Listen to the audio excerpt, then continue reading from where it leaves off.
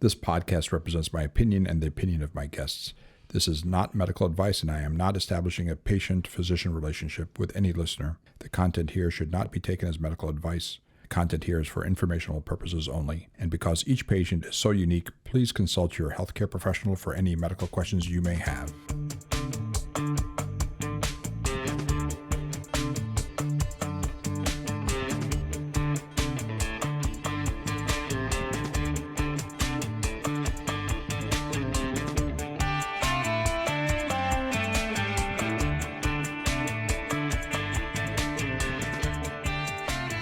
Welcome back, everyone.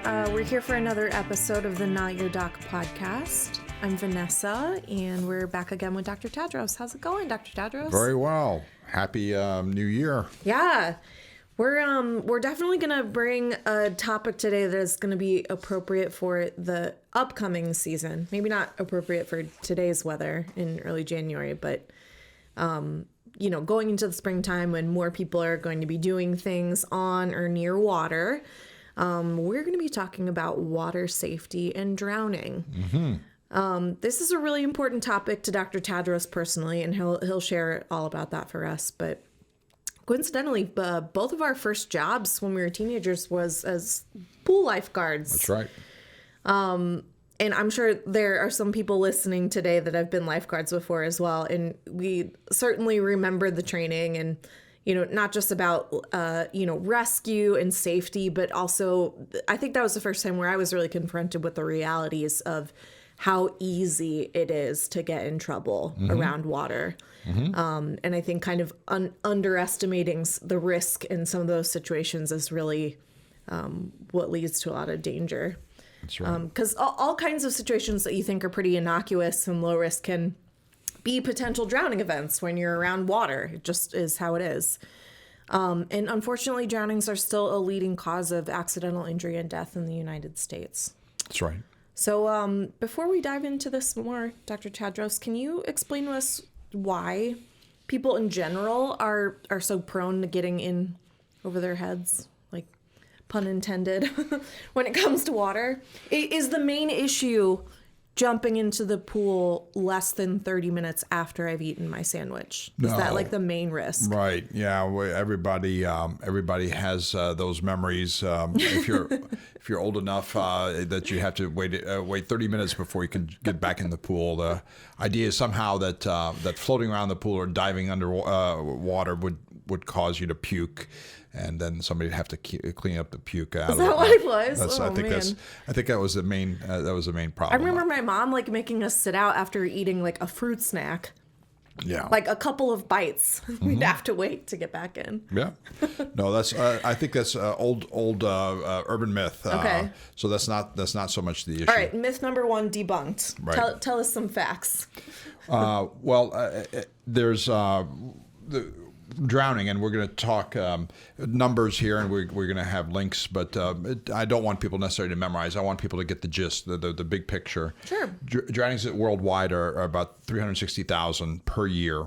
In the United States, we're relatively fortunate. We're probably in the 4,000 to 5,000 person drowning range out of 360,000 throughout the whole world. But the unfortunate problem in the United States is that between birth and age 1 and 4, less than age 5, it's the number one cause for deaths in children less than age 5. So it's the number one. After that come congenital deformities, things that the babies were born with. If they had a bad heart, etc., then that's the second. And then the third leading is motor vehicle accident for kids under 5. So the drowning is number one cause for death for kids under 5. Wow. Okay. And it's the second leading between a cause after motor vehicle accidents if you go from age 5 to 14. Wow. So it's unfortunately kids under 14. It's the number one and number two cause, and it's pretty dramatic. And we think that why we're talking today is because we hope it's preventable, and it is in a lot of cases. Wow. Okay, that's certainly something. Why do you think just we're so prone in general to finding ourselves in these risky situations? Yeah, well, certainly for children, they have to be watched and monitored and supervised. So certainly that's one of the issues. But for adults, for people who can make decisions for themselves, or older kids and adults, overestimating abilities, or overestimating of how well you can swim, or how well you could wade out, or how fast the water is going, or how deep something is. So overestimating risk-taking behaviors. So this is anybody who thinks that they can dive headfirst into a shallow area. Sure.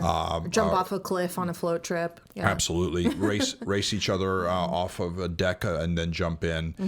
And then, unfortunately, boys tend to have more problems in terms of drowning deaths and drowning that does not turn into death. So the boys, on average, tend to be more risk takers than girls or women. So that's the other piece that we run into. Is that the frontal lobe, the delay in frontal lobe development here for boys, that they're just more, it takes them longer to develop the regulator, right? Yeah. People just can't see 2 or 3 or 4 steps ahead whenever they're that young. They can't estimate things, risk, and they usually don't care. They just want the enjoyment for the moment. Yeah. And then alcohol consumption, that's the other thing, and we've talked about alcohol in the past for other reasons. But alcohol consumption, which alters judgment, right? And it increases. So it makes people more sociable, but also increases the risk-taking behavior. Right. Lowers those inhibitions.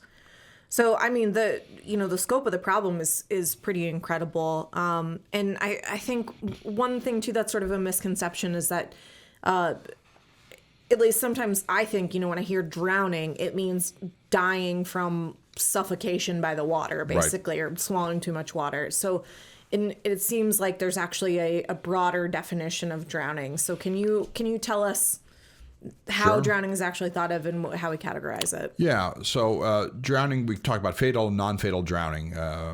So fatal drowning, drowning, first of all, is just the respiratory impairment, can't breathe, from submersion or immersion. So submersion means all the way under, and immersion is sometimes face down, for instance, into a shallow level of water. So drowning is just respiratory impairment, can't breathe.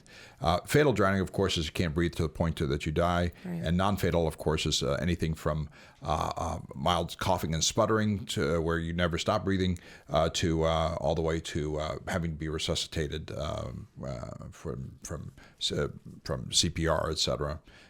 So non-fatal drowning. So that's what we kind of talk about. Okay. In fact, even though for kids, for instance, for youngsters, for every youngster that ends up in the emergency room or ends up dying, from every youngster that ends up dying, about 7 or 8 of them end up in the emergency rooms with near drowning or non-fatal drowning experiences. So kids that are that pass away, but there are 7 to 8 times as many that don't pass away that have near death experiences. In other words, near fatal drowning experiences. Wow, that is. It's a large jump. A lot, yeah, absolutely. So, so we've got various types of drowning events then, basically. Yes. So what are the different types of medical emergencies associated with these different types of events? Well, the conditions that lead to that may result in drowning, certainly there are head injuries and concussions. This is that. Some people lose consciousness. Some people just become confused. That's concussions that can result in drowning. This could be in the water, getting hit by a boat, or when people are goofing around, playing, on each other's shoulders, etc., and landing on top of each other. C-spine injury, cervical spine. This is your neck. This is from usually diving accidents when diving into to a shallow area or into an unknown rocky area. Neurocognitive disorders. So these are people, including people who drink and but also people who are born with neurocognitive or old strokes, etc. So these aren't necessarily things that happen to you because you drown. Right. These are things that put you at more medical conditions that put you at more risk to experience drowning. Right. Okay, all right, gotcha. Bingo. And pneumothorax, collapsed lungs. Some people have spontaneous lung collapse if they're thin. and tall, typically that they can have spontaneous pneumothorax and loss of a lung in terms of its ability to exchange oxygen and carbon dioxide. Embolism to the lungs, this is lung clots, and also if you're diving, air embolisms whenever you come up too fast, whenever you're scuba diving. Seizures, that's a big issue, especially seizures, even in bathtubs, and we can come back to that. There's a 20-fold increase of fatal drownings in children and adolescents who have seizure disorder. Wow. And sometimes the first time they have a seizure is in a pool. So they did not know, it was not known that they had seizure disorder. Of course, strokes, heart arrhythmias, irregular heartbeats that can put you at risk for drowning, heart attacks whenever you're swimming or doing something around the water, fainting, and then choking. Some people are chewing gum and while they're swimming and having fun in water. And then, of course, in the water, you can have injuries that happen to you. Propellers, floating objects. If you ever water ski, there's floating logs. If you're in a river or stream, also floating objects. And then, of course, in oceans, etc., there are bites and stings that also are injuries that can cause people to drown. Wow. Can you talk about what happens in the body basically when, during a drowning, when the body is deprived of oxygen or whatever's happening? And it doesn't take that much liquid, right? No. Okay. That's right. When I had to look this up because we hear people can die with a cup of water, and it turns out that's about right. I calculated for a 150-pound person, which is we'll talk an average human, adult human. So in other words, kids are much, much less.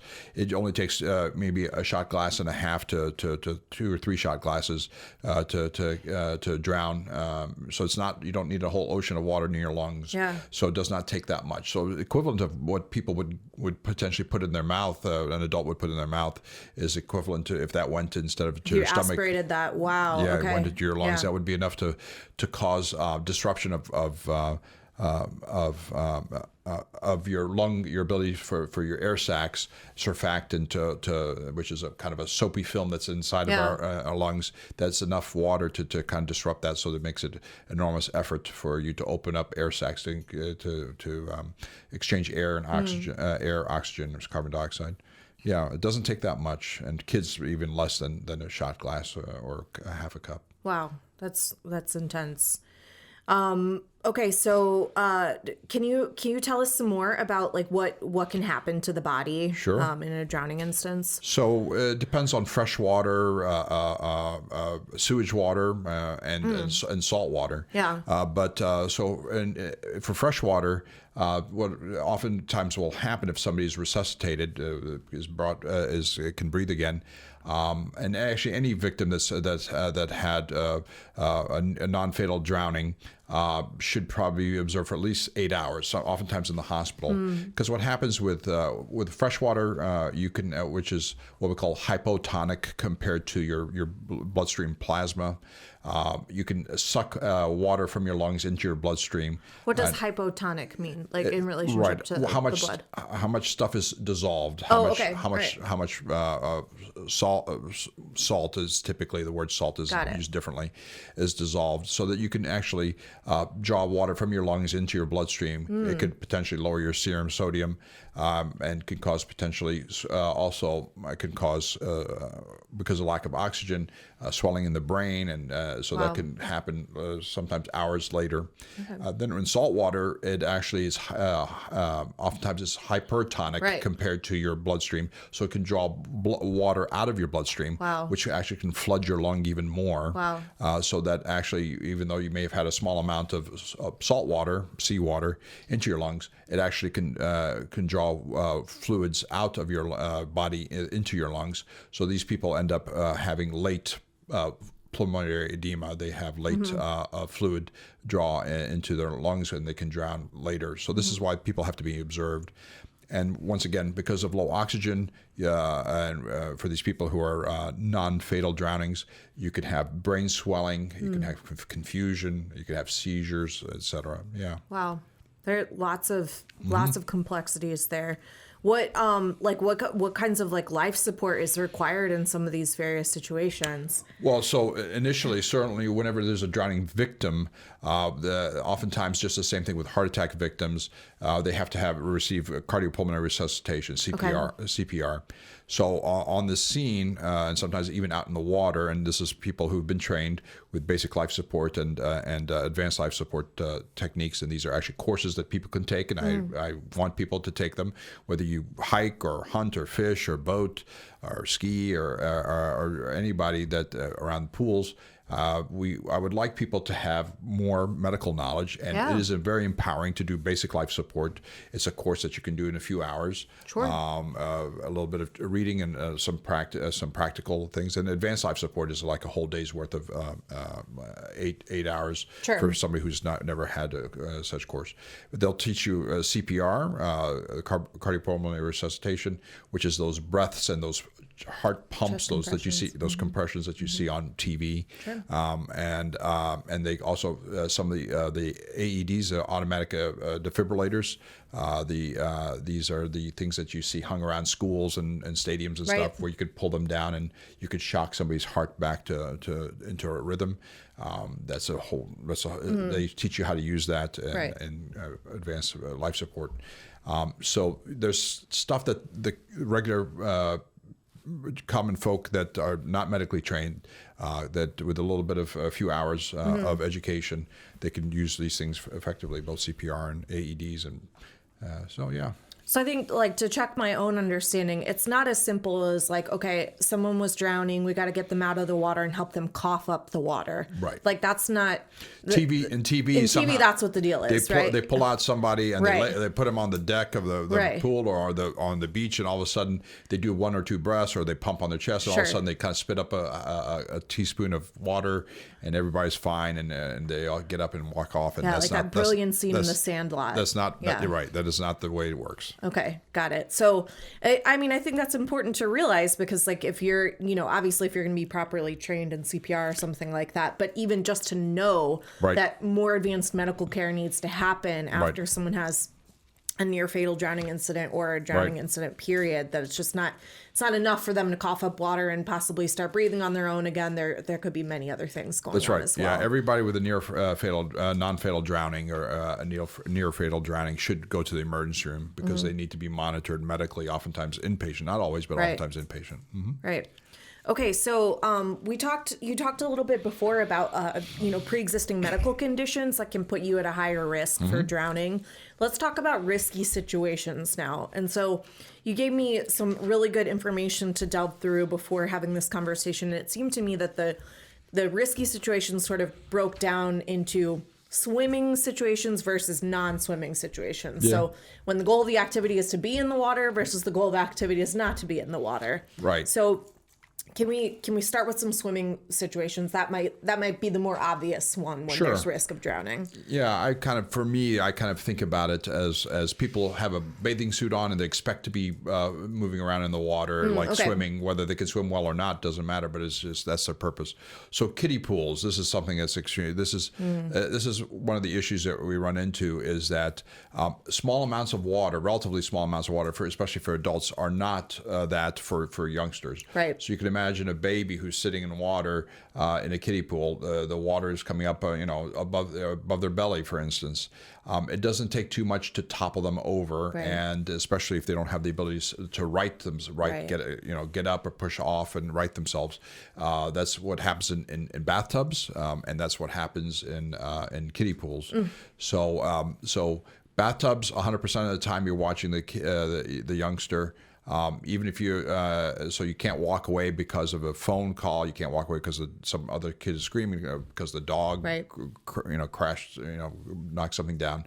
So that's the problem. This is the same thing with lifeguards. You always have your eye on the water, even if you're walking away. Or you're trading seats with another lifeguard coming up. While somebody's climbing up on the stand, one person's always watching the water. Because and we need to still talk about that, how fast, what TV and movie like scenarios, which do not happen in real life, and what drowning looks like. Actually looks like, So that's so kiddie pools is a big deal. Bathtubs, like I mentioned, And this includes slipping and falling, whacking your head, and not getting knocked unconscious, and just in 8 inches of water or 8 inches of water and drowning. Hot tubs and jacuzzis, people faint for a variety of reasons, including they're already on blood pressure medicines or have low blood pressure.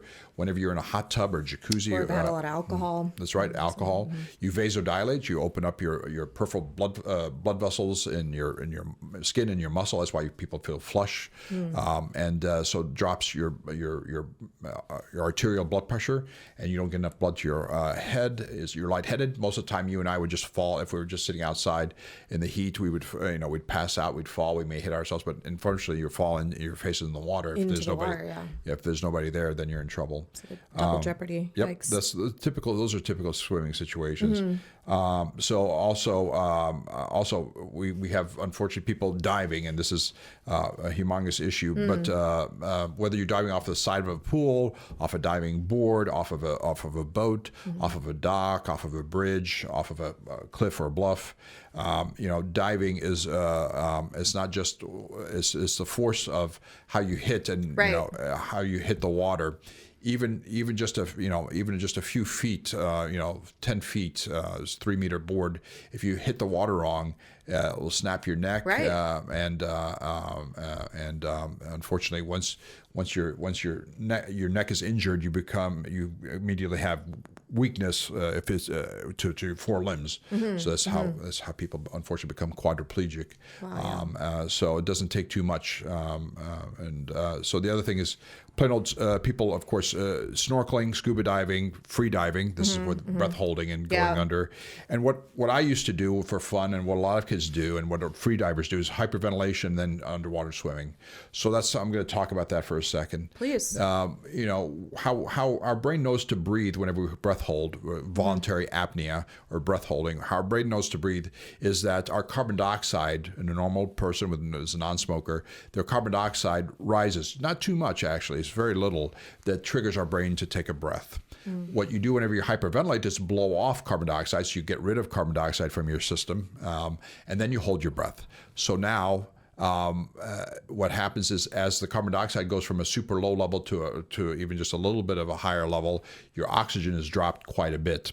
So what happens, unfortunately, you don't get the urge to breathe, and you're underwater a few feet, and all of a sudden you black out. You lose consciousness, and then you automatically suck in a breath and you suck in water. Wow. So you're a few feet underwater, you've hyperventilated because you're going to want to swim a long way underwater and beat your brother or your sister or your dad or your mom or your friend, and you black out underwater. And unfortunately, professionals do this, and they can black out also, but they have safety swimmers, safety divers with them. They do this professionally. But the rest of us who do it for fun, it's not like we get an urge to breathe.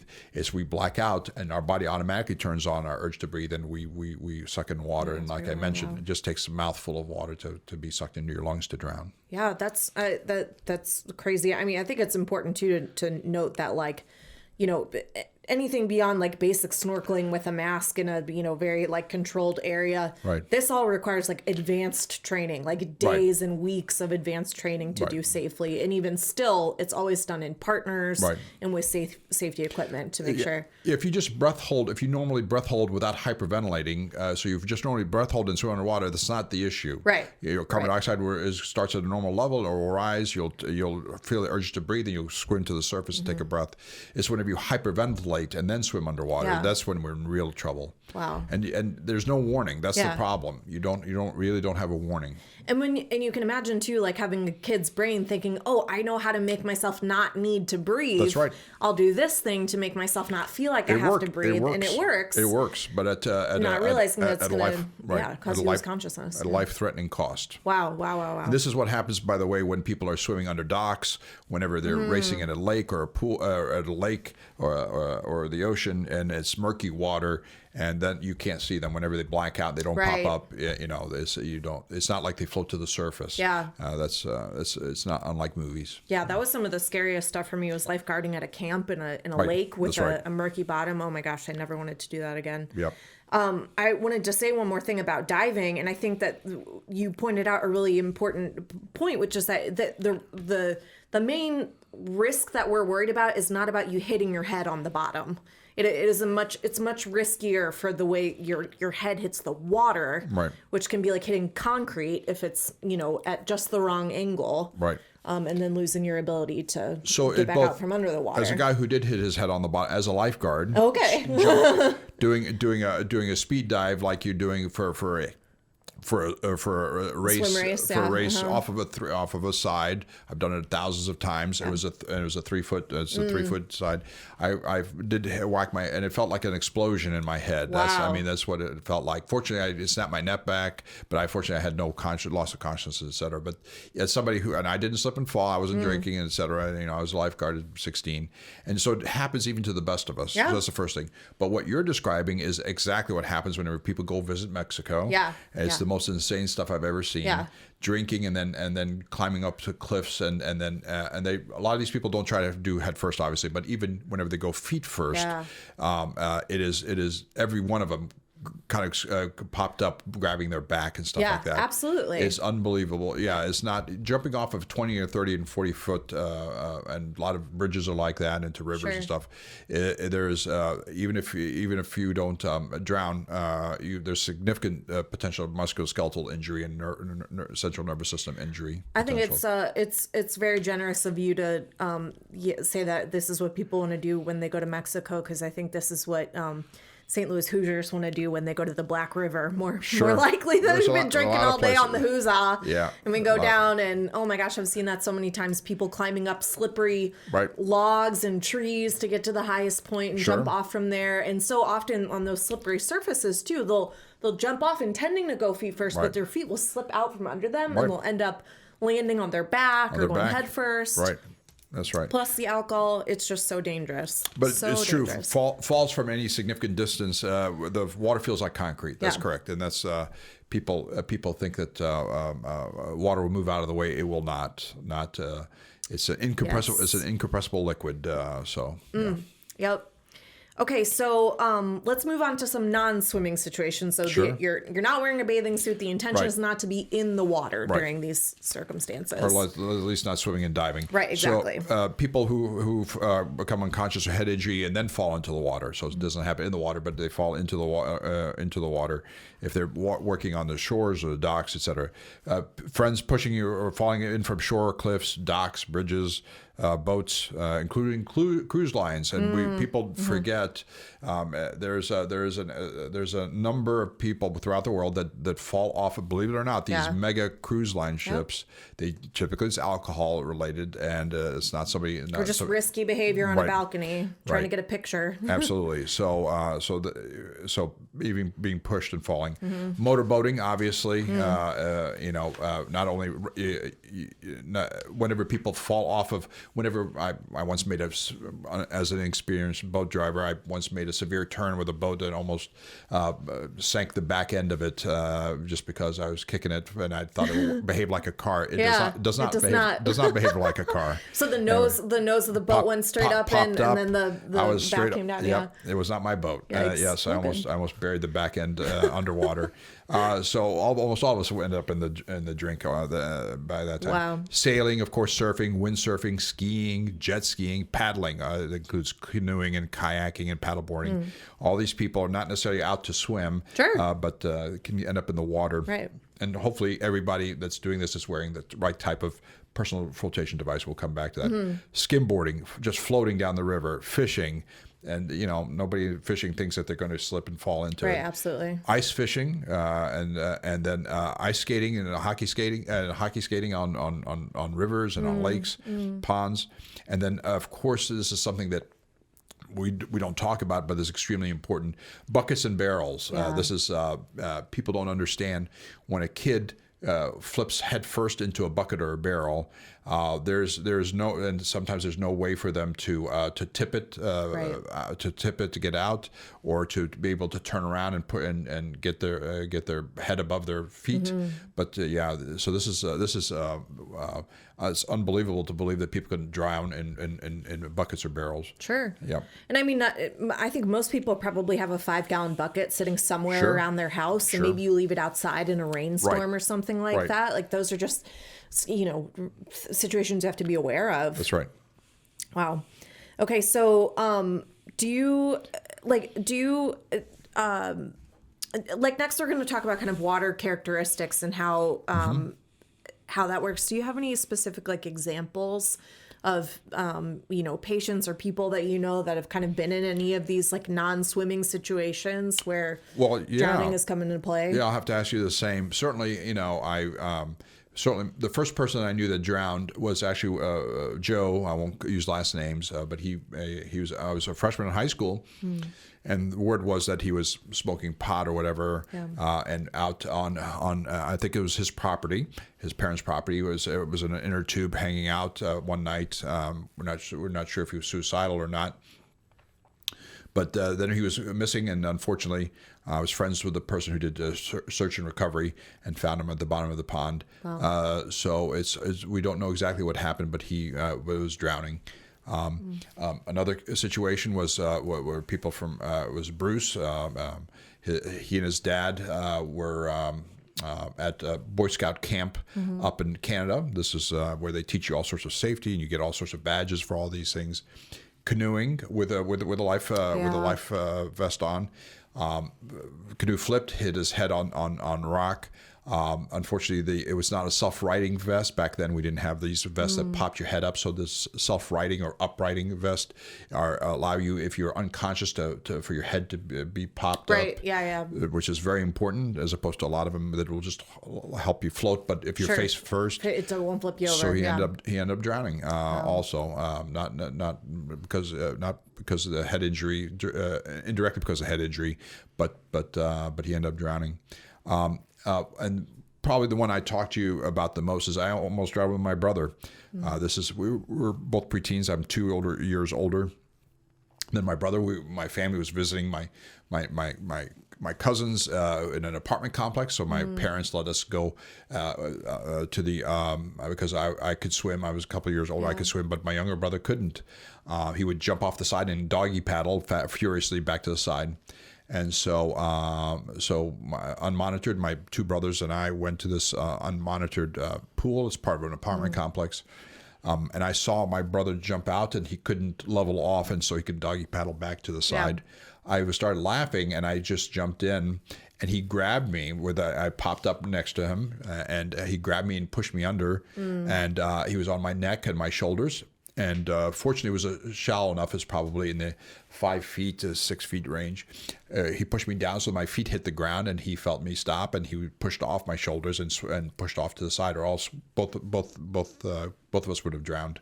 And I recognized underwater that I was still laughing, and then all of a sudden I recognized, because I was laughing, that I was going to lose my breath, and then I recognized that I probably was not going to be able to pop up. So this is a split second, because he had his both his feet on my shoulders and both his hands around my head and my neck.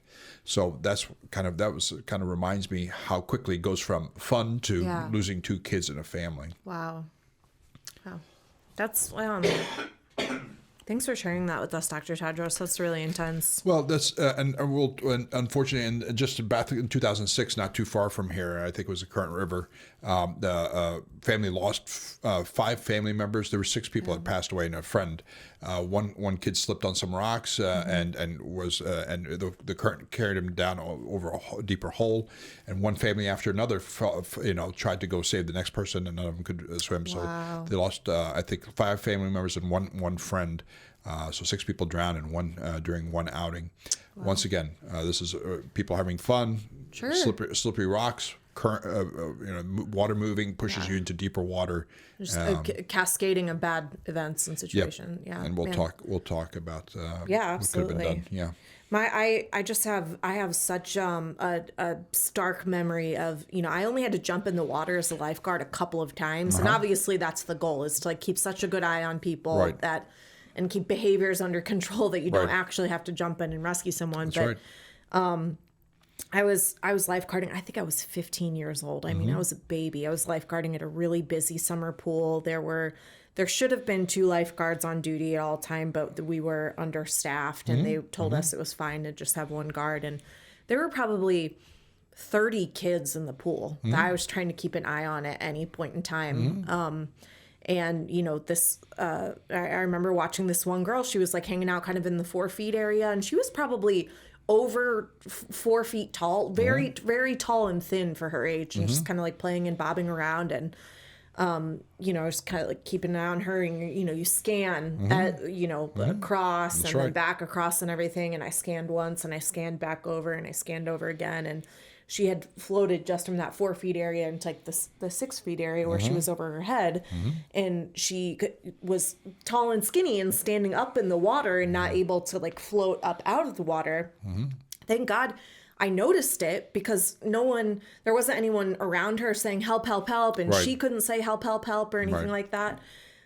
So I jumped in and got her over, but I've always been just scared in those situations since then, and very aware, when I've taken kids that I've babysat or anything, that busy pools like that, like lifeguards are doing their best, but they are lots of times young people trying to keep their eyes on many, many different kids at once. And so even if there's a lifeguard present, I just think it's critically important for parents and caregivers, babysitters, whoever, to just keep an eye on your kids as if you're the lifeguard on duty for those kids. That's right. It's not the lifeguard. It shouldn't be only the lifeguard's responsibility to make sure that nothing bad happens to your kid, 'cause it can happen in a split second.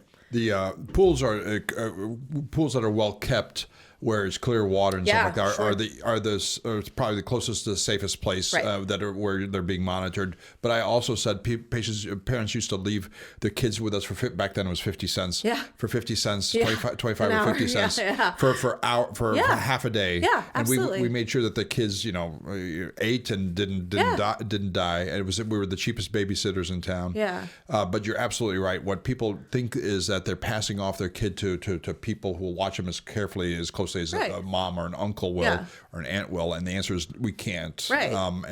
So we get distracted. We have multiple other other things happening with other people who are everything becomes an emergency. Right.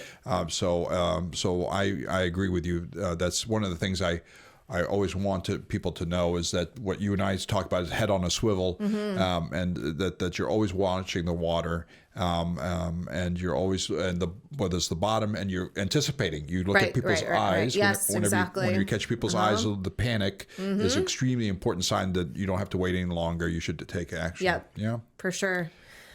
Ooh, okay. So we're going to talk more about prevention. I think, this whole conversation about, like non-swimming situations specifically, or actually, but both situations sort of brings up a really important point in risk assessment for, any of these water activities, which is being able to assess what the water characteristic and quality is. So the temperature, the visibility, how quickly it's moving. Right. Can you talk about some of those different water characteristics and the risks that they pose in drowning events? Yeah, obviously. There's. I want people to, when we talk about, like I said, the pool is the easiest because non-moving water, typically clear, and there's perimeters. Unlike a lake or a river where may have a swim area, but there's area outside the swim, outside the buoys, outside this stuff like that. Right. So it's way outside that people sometimes end up getting stuck in. But so pools are the most controlled situation, short of a bathtub, is the most controlled situation. So that's the first thing. Moving water is a humongous problem that we a lot of us don't understand. So this is whenever you're at a beach, there are undertows. So whenever the water comes up a beach, and then as it goes back down under, kind of swirls underneath, going back out to the ocean, that's called an undercurrent. And so people can get, depending on how steep the beach is, how fast the water pulls back out to the ocean, that can suck people into a situation where there's a quick drop off and get into trouble pretty quickly. Whenever they think they're standing on the beach, all of a sudden the sand from underneath them gets swept away. Right. So that's the first thing. So that's an undertow, and then there's rip currents. So we talk about these things. These are currents of water, kind of a column of water that's shooting straight out from the beach out into the ocean. So it's typically on the surface, and it can run from anywhere from a half mile to several miles an hour. That's pulling people out into the ocean. So you're paddling around, a few yards from the beach, and all of a sudden you get into rip tide or rip current, and you get pulled out several hundred yards out into the ocean. For those, the old idea is to either relax if you're floating, to relax, and then once you get out there where it peters out, it shoots you out a few hundred yards, you can swim to the side and come back in. Or if you're being pulled out and you're afraid of being pulled out too far, to swim horizontally across it along the beach, as opposed to try to fight it to try to swim back into the beach directly. So those are the typical things. I said these are moving waters. Can we say just a bit about the undercurrent that you're talking about? I mean, we live in St. Louis. There's not really a beach near here. So if you've ever walked along the beach and the waves come up while you're walking along the beach, and you feel that sucking pressure pulling back, and the sand melts from underneath your feet, and you sort of sink down a couple of inches. That's right. The force at which it's coming in at you and then coming back out to sea is a lot stronger underneath there, and the surface under you is not stable. So that's a huge risk with that. And then with the rip currents that you're talking about, so like along, maybe there's, let's say 20 feet of water along, or 100 feet of water along the beach, and maybe right in the middle, kind of bisecting it 50 and 50. Right. There's this current along the top that is sort of like pulling much, much harder along the top and can pull you straight out to sea that way. That's correct. So instead of trying to swim desperately back towards shore, you're saying you either swim to the right or to the left to get out of that column of water. That's right. Or to just relax until it takes you to where you're going, and then you can swim to the side of it again, and then get back in. People don't understand. You and I walk, if we're doing a slow, lazy walk about 2 miles an hour, a fast walk about 3 miles an hour, currents and rip tides and currents in rivers are sometimes multiple miles an hour. So that even if you're an Olympic swimmer, and the Olympic swimmer, the fastest Olympic swimmer is probably 5 miles an hour. Right.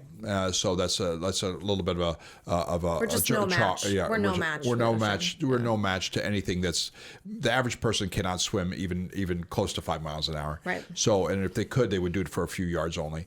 So the quickie answer is that you can't fight these currents. So this is whether it's a river or whether it's a rip tide. Sure. So this is the problem we run into. Floodwaters. Right. That's another big thing. Things are not like they seem. TV drowning and TV things do not look like that in real life.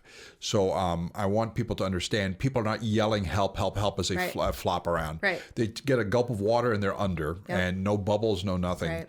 Especially if there's moving water, they disappear. And literally that's how fast it can happen. They get hit by a log, or they step into a hole if they're wading in a river or a creek. They step into a deep hole. It does not take anything for somebody to kind of go under, and you won't see them, and they won't be at the location where you last saw them because the water's moving underneath. Right. So if you're in a stream or a river or something, fast moving currents and waters can still be an issue just as much as very if much you're so. at the beach. Yeah, very much so. It's unbelievable how fast and this even happens in floods with cars. Yeah, talk about that. Literally 6 inches. 6 inches which is oftentimes not even up to the middle of your tire. Yeah. 6 inches is enough to sometimes stall your car and make it not have any traction. A foot, which is up to the probably 3/4 of your tire, not even half. If it's an SUV or a big truck, it's not even up there. Is enough to float your car, your truck. Wow. So carry it away. Carry it away. Yeah. So it doesn't take that much, and so this is why whenever people are trying to cross a fast-moving flooded area. It does not have to be up to the door, etc. It could be just a 6 inches to a foot, and that's enough to this is when you get swept away while you're still trying to cross a flooded area, a flooded road. So it's really more a function of the movement of the water than it is necessarily the depth of the water. Yeah, the buoyancy is unbelievable. Yeah, the buoyancy is very impressive. You'd like to think it's all steel and metal, and surely, and the answer is it's there's enough surface area to turn it into a boat right that's away. Right. Yeah, that's right. There's enough force pushing against the tires and other parts of your car that you'll lose traction. And therefore, when you lose traction, it doesn't matter how fast your car spin, you spin your wheels, and of course you can flood your car also where the engine stops. But then you're in trouble. Then the stuff the debris that's floating, you become also floating debris yourself. Yeah. Wow, that's crazy. All right. What other water characteristics are we looking out for? I know murky waters, cold water. There's kind of some special things to think about there. Right. So murky water, unfortunately, is churned, whether it's ocean or lake or pond. Almost everything's murky compared to a clear pool. In fact, if you take just tap water and fill up a pool without treating it, it's murky. So you have to have stuff settled, and you have to have it filtered and stuff before it becomes clear enough that you can see 3 and 5 and 10 feet under. So even tap water in big volumes is actually murky. So that's the next thing. Ice, cold water is a very special problem. So a variety of things. If you accidentally fall through the ice or into a frozen river or lake, what happens oftentimes is that it takes your breath away, and your muscles seize up. Your muscles won't want to move. So that's part of the problem we run into. And then as soon as you're drowning, what happens is if people can recover, the problem is that now you're hypothermic. So they may start CPR, they may start mouth-to-mouth resuscitation, CPR, but you actually, by the time that the emergency room, they have to actually warm up the body while they're still doing CPR, while they're still doing all these things. You have to warm up the body, a couple of special ways to do it. And the typical core temperature is 37 degrees, 98.6 degrees Fahrenheit, about 37 degrees Celsius centigrade is your core temperature.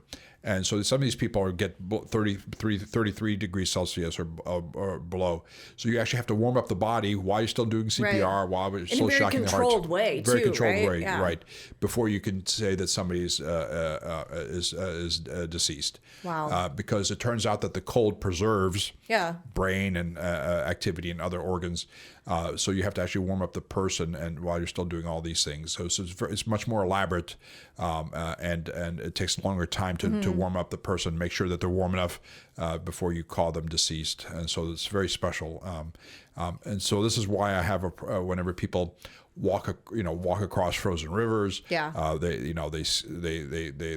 play the ice skate, etc. So and it's hard, as you can imagine, when somebody goes through the ice. Oftentimes they will move as soon as they go through the ice. They move from away from the hole. Yes, and if there's moving water underneath, you're not in a pond or something. I mean, it'll carry you away, and there's no even opening to the surface. That's right. So it's a humongous problem. Oftentimes there's some air traps. The water levels dropped, and so there's a gap of air between the ice and the water, so you can pop your head up and breathe. But it's scary stuff. Oh my whenever gosh, it happens. that sounds just terrifying. Right. Wow. Yeah. It's very hard rescues to achieve also. Absolutely. Okay, well, we've kind of talked through all the worst case scenarios and all the dangers and all the reasons why you should never even get in the shower again. But let's at least the bath. At least the bath. Okay. So now let's end with some empowerment. We always try to end our talks this way too. So what can we do? What are the right things to do to prevent these situations and to help ourselves or someone else if we find someone Sure. in a dangerous drowning event. Don't use floaties as personal flotation devices. These are fun things that these little angel wings or whatever you put on little kids' arms. Yeah. If you're using them, be around because if one of them pops off, it's not going to be enough for the kid the child or youngster to be able to float by themselves. People rely on these things so that they could plop them and they think it's a safety feature so they can let their kid float around and just doggy paddle around.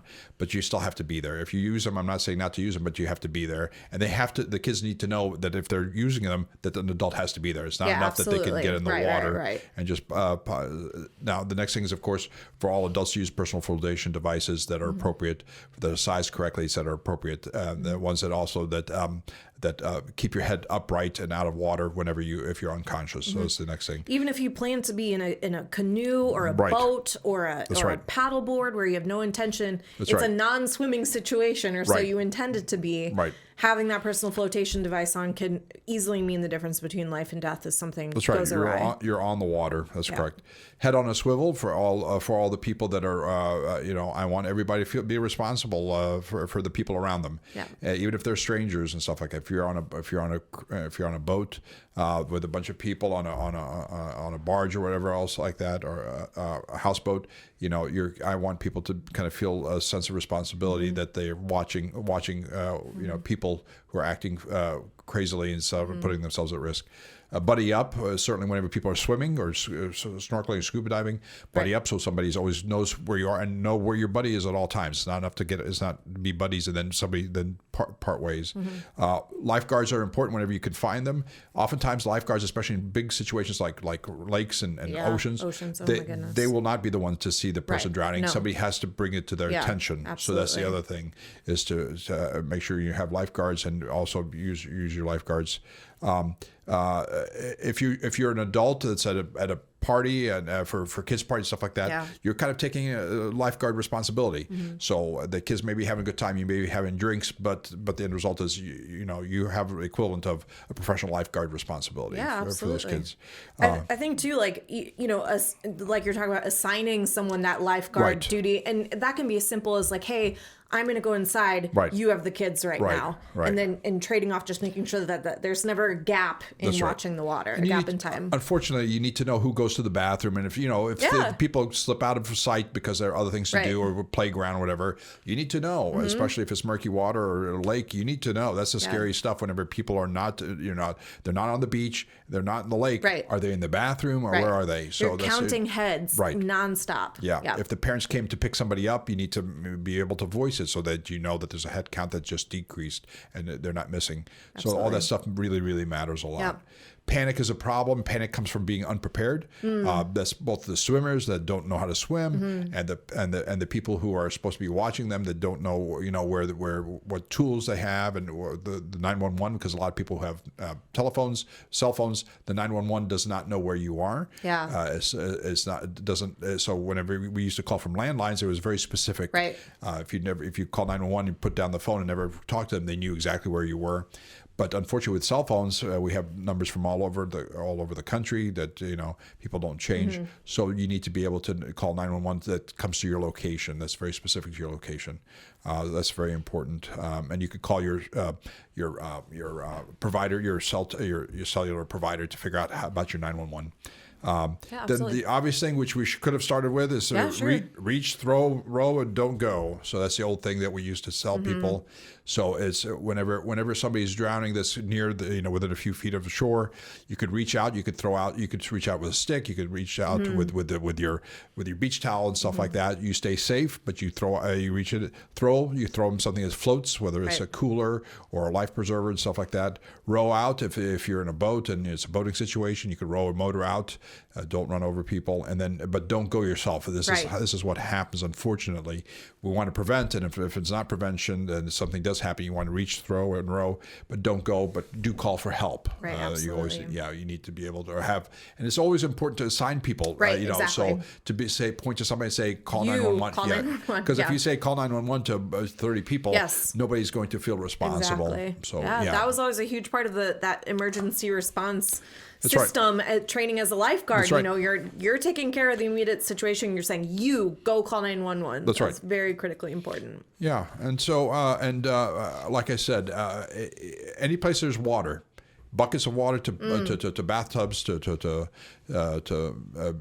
oceans is a potential for people to drown. Right. So. And of course, the point of us talking about this is not to scare people and deter people from enjoying the water, being around water. Not. It's just about awareness. If you find yourself in a situation where you're assuming nothing bad can happen and you're coming to the conclusion that there's no risk there, that's right. You're not going to be expecting it and you won't be prepared when it happens. That's right. So, and by the way, I tell people, if somebody's missing, while you're having somebody check the bathrooms or check if they went home or whatever else like that, somebody needs to be looking at the water immediately. Yeah. It's not enough to go check for 5 or 10 or 15 minutes and then decide to go look at the water. Right. So, and kids, they've actually done studies about fencing that is around the whole house and the yard and the pool. So the fencing is versus fencing that's specifically around the pool. Yep. And there's something like an 84% decreased risk of drownings if you have a fence that's specific to the pool versus just a fence that's around the whole yard and the whole house. So you need to maintain the fence, make sure the doors latch automatically, the doors close and latch behind, because that's all. I think throughout the United States, the rule is that you have to have swimming pools fenced off on all 4 sides. And so it's also, and you need to be aware that kids, because they felt comfortable because they were with you and they did use floaties, they'll want to, they're curious and they don't understand risk, and so they will want to. These are toddlers. They'll want to be back in the water, no matter who, if anybody's watching it's fun or not. And it feels good, and they're not long-term thinkers. That's right. So that's right. Thank you. Absolutely. All right, this is great. We're going to be posting some more information and resources in the description for this podcast. Again, reach, throw, road, don't go. That's from the Red Cross. We'll post some stuff from the CDC as well. This is, I feel like, more prepared to be a parent and also to, enjoy water this spring. That's right. Tadros. Yeah, it'll be. Thanks so much. Yeah, everybody should become a lifeguard at least for a summer. Yeah, it's a good experience. At least it'll teach you responsibility and how to clean up a really disgusting bathroom every now and then. Use a hose. Life skills, yeah, definitely. All right, we thank you so much for listening to us. Again, if you want to give us any feedback, shoot us an email at notyourdocpod@gmail.com. You can find us on Facebook, follow us on YouTube. We've got a great season coming up for you, and we're excited to be here. Yep. Thanks, Dr. Tadros. Thank you. Happy New Year.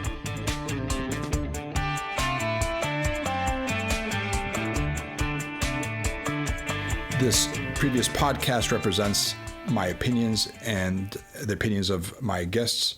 This is not medical advice, and I'm not establishing a physician-patient relationship with any listener. The content here should not be taken as medical advice. The content here is for informational purposes only, and because each patient is so unique, please consult your healthcare professional for any medical questions that you